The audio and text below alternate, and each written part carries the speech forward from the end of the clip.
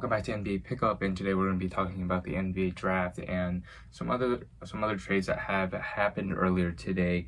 Obviously, I think we should really start off with the Russell Westbrook trade. That's probably been it has been the biggest trade thus far starting this off season. And if you weren't aware, Westbrook and a 2024 second round pick have been shipped to the Lakers in exchange for Kuzma, Montrezl Harrell, KCP, and pick 22 of this year's draft. And honestly, it's a superstar trade, so it's gonna make some headlines. But in all honesty, I don't really know how Westbrook's fit on the Lakers will kind of like mesh, because if you look at their starting lineup that they're gonna have now, it's gonna be like Westbrook. I don't even know, like THT, LeBron, Anthony Davis, and then like Drummond if they re-sign him, or like Gasol if he doesn't retire. So they have a lot of moves they need to do this offseason to retool this roster. But if you just heard what I just said, there's no spacing at all. You're looking at LeBron and Westbrook, who are two great guys who can drive to the basket, kick it out for a guy for an open three, but there's no one to throw it out to right now. There's a lot of driving and kicking and not a lot of shooting on this team and on this roster. So that's something that Rob Pelinka and the Lakers will need to fix this in this year's free agency. Maybe they make a couple more trades in the upcoming days and they can get some more shooters on this team, because as of now, it's going to look a little bit rough for them. For the Wizards, I think you look at this, you get Kyle Kuzma, and I mean, Montrezl Harrell is pretty cool. You already have an abundance of centers. I mean, Thomas Bryant's coming back. You bring in Montrezl Harrell. You already have Gafford. I mean, I don't know if they're going to re-sign Robin Lopez, but he was their starting center at one point this season. KCP, he's a good shooter. Good 3-and-D guy, I guess you could say. He'll be really good for them defensively, because that's just something they've been struggling with the past couple years, is defense, and he's definitely going to help them out there on defense. And the 22nd pick of this year's draft, I actually haven't pulled up who they picked. Isaiah Jackson, and I think that is going to the Pacers, and they are getting in return Aaron Holiday and then like a second round pick or something like that. I can't really exactly remember, but it was something like that. So Isaiah Jackson will go to the Pacers, and the Wizards get Aaron Holiday, a point guard to back up, or who? I mean, maybe he could start, or Ish Smith. I don't know. That's what the point guard situation is right now. Yeah, that's pretty much it. Kuzma's okay, I guess. Hopefully he'll flourish in a different area and not really in the spotlight in LA. Some other trades that we can talk about. I think the next biggest trade, really, which isn't all that big, is Ricky Rubio and a 2022 second round pick for Taurean Prince. So Rubio will be going to the Cavs, who already have kind of an abundance of guards over there. So we'll see Rubio probably come off the bench, or maybe he'll probably come off the bench. Even if the Cavs do decide to ship off Sexton, I don't think they'll have a starting backcourt of Rubio and Garland. A second round pick, kind of, whatever. And then Taurean Prince will be going to Utah. I don't even know what team Ricky Rubio is on anymore. I think, no, he's on Minnesota. I'm stupid. I don't know why I say Utah. He's on Minnesota. So yeah, he would be playing there and like riding the bench. I don't know. And the next trade I have pulled up here is the Pistons will be shipping off Mason Plumlee and pick 37 to the Hornets for the 57th pick. And something I said last year, obviously I don't have any proof to back it up, but I was very confused on why the Pistons decided to sign Mason Plumlee and then sign sign 5 more centers like Jahlil Okafor, draft Isaiah Jackson and stuff, like Isaiah Stewart, and now they're shipping off one of their centers who's getting paid a lot, and they have to trade down. Obviously, it's just an early second round pick, so it's not the end of the world for the Pistons, but it's just shows I don't understand why they decided to sign Mason Plumlee, because he wasn't worth the money, and you ended up letting Christian Wood go, who signed for about the same amount. So yeah, and then I guess if you're the Hornets, you're getting Mason Plumlee, which is cool, but then I guess because of Cody Zeller and his question mark of where he might be going this offseason, you now have a safe center or something like that. Whatever it is, I think it's a good trade for the Pistons to get a salary dump, get him out of here, and have a little bit more cap space for something else. And then some other kind of small trade, Landry Shamet for Javon Carter and pick 29, late first round pick for the Nets. Suns bring in a shooter, which I don't really understand why they need, because they didn't even play Langston Galloway, who's a really good three-point shooter in the finals or even in the playoffs at all. So it's kind of a throwaway trade. So now on to the draft. So I think it's about midway through the second round currently. I'm going to be mostly focusing on the lottery, and then maybe some other guys of names I recognize later in the first round. But for the most part, I am not the greatest with this draft class. This year I haven't been as into it as I have been in years past, but I'll say what I think, and hopefully I don't sound stupid or insane.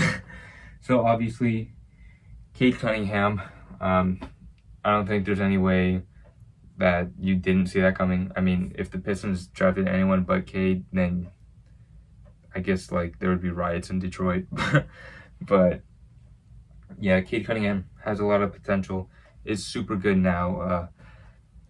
I think he's very similar to SGA, kind of a tall, lengthy point guard, and can kind of do a bit of everything. So I think that's a very good pick for the Pistons, and that will be kind of a starting point for a pretty big rebuild that they have ahead of themselves. So I think that was a great pick.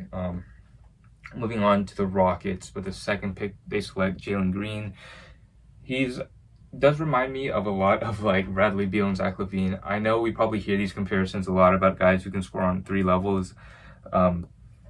Just guards who can score on all 3 levels always being compared to Bradley Beal and Zach LaVine, but that's pretty much how it is. I mean, a pretty athletic 2-guard, again, can score on all 3 levels, can create his own shot, and can even create for others. We saw him do that a little bit with the Ignite this past year. And I think that's a pretty exciting pick for the Rockets, and they can pair him up with KPJ in the backcourt this year. And I think there's going to be some exciting and we're going to see Jalen Green and KPJ in the backcourt this year for the Rockets, and there's going to be some pretty cool highlights I think we can expect from them this upcoming year. For the third pick, we have Evan Mobley out of USC, going to the Cavs. This is definitely the correct pick, I think. Obviously, adding in Jalen Suggs would have been a problem, because they would have had 3-point guards or 3 guards, and not enough ball or playing time enough for all 3 of them. And so I think Evan Mobley was probably the correct pick here. It's going to be kind of a twin tower duo down low for the Cavs, with Jared Allen and Mobley now. 2 7-foot guys, both fantastic defensively. I'm not sure what they're going to do with Jared Allen. I think that Evan Mobley has a lot more potential than Jared Allen, but we'll see how that will pan out. I don't know what Cleveland's going to do, and I wouldn't really know how to fix that. I guess I would trade Jared Allen, but I think you would have to wait a year for him to get a bigger contract, and then we trade him for hopefully another veteran, and probably a guy who can play the 4 and not 2 big 7-footers. in at the game at the same time. So number 4 pick, Scottie Barnes to Toronto. This was definitely a surprise pick for me. I thought they were going to go 100% with Jalen Suggs, and I think that they messed up. My reasoning behind this is because Suggs we saw how great he was, offensively at least, and he's able to score on all 3 levels. We saw how great of a playmaker he is. Obviously his passing vision is pretty insane, considering he was like a high school quarterback, and then he was like dominant over there in Minnesota. But yeah, I mean, if Toronto was trying to re-sign Kyle Lowry, I would understand why, but I still think that you would rather go for the better player at this point, because the difference between Scottie Barnes and Jalen Suggs is pretty significant in my opinion. So I think if you go with a guy like Suggs, then you're gonna have a guy who can play now and win now for your team, which I think the Raptors look like what they're trying to do. But they kind of went with like a better fit with Scottie Barnes. With Scottie Barnes, he's a pretty similar player to Draymond in the sense I think he's a pretty good defender. If I'm remembering this correctly, he's a pretty good defender. Kind of small for a forward, but with Siakam already there, it's going to be interesting to see what they'll be doing, since both guys are kind of like power forwards, I would think, and it'd be a little weird to have one of them at the center or the other one at the small forward position. So don't really know what Toronto was thinking there, but maybe we'll see something happen in the upcoming days, and it would make a little more sense to us. Now, I talked about Jalen Suggs already. He was selected with the 5th pick to Orlando. I think, yeah, if Jalen Suggs is on the board at number 5, you just got to take him. Even though you have Cole Anthony, who's shown to be a pretty good point guard, and I think they also have Markelle Fultz, who's coming off like an ACL tear or something like that. He's unfortunately injured, so Suggs will probably start the season off maybe at the starting shooting guard position or something. They also have a young guy in RJ Hampton. I think they have Gary Harris, but he's under contract for like another year, I think. But yeah, for Orlando, you just get Jalen Suggs, and I think that's a pretty good pick for them. Hopefully they'll be able to develop him into a very good, solid point guard, because no offense to Orlando, but we've seen how they were with developing players, and it's kind of iffy over there. And with the 6th pick, another surprise to me was Josh Giddey out of Australia going to OKC. I don't know a lot about Josh Giddey.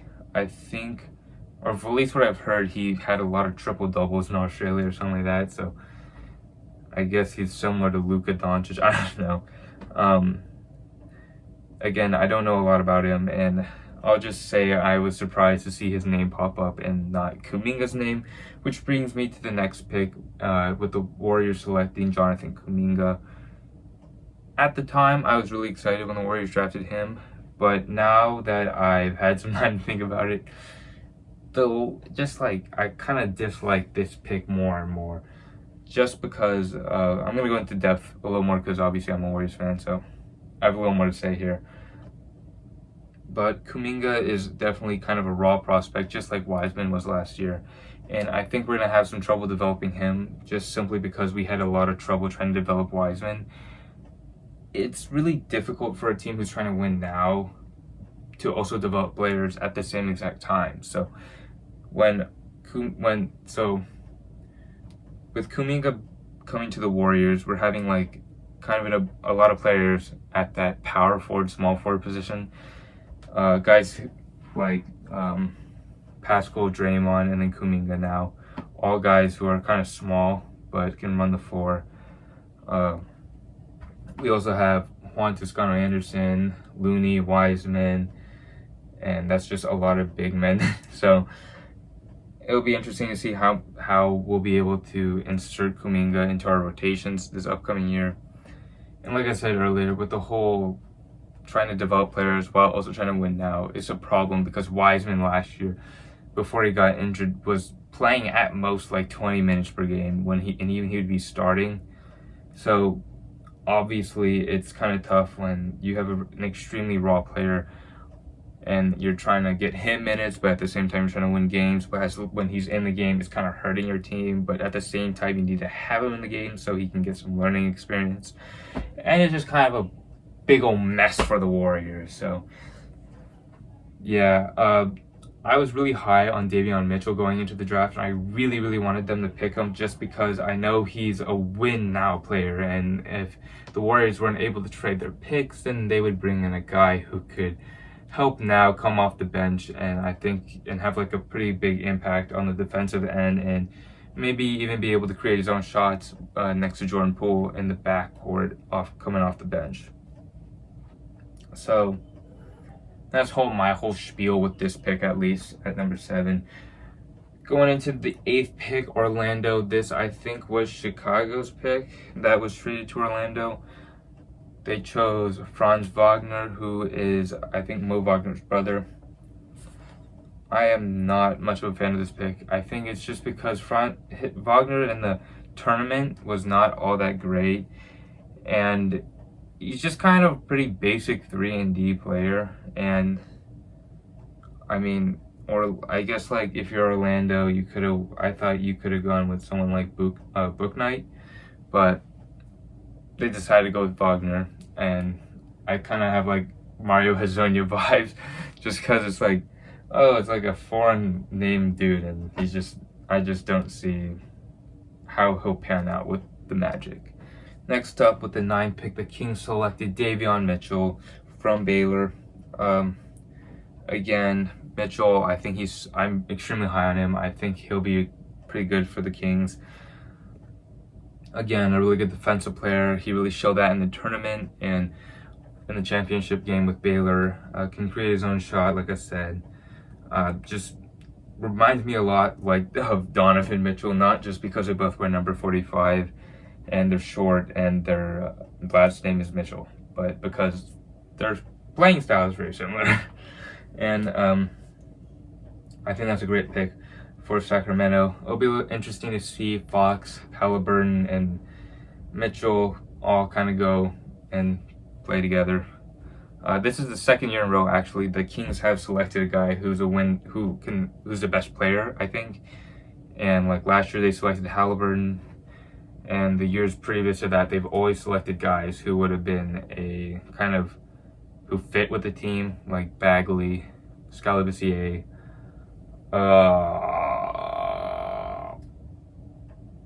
I'm kind of dumb, aren't I? I feel like I'm missing like a big man. Willie Cauley-Stein. All guys who they tried to draft for fit and it didn't work out.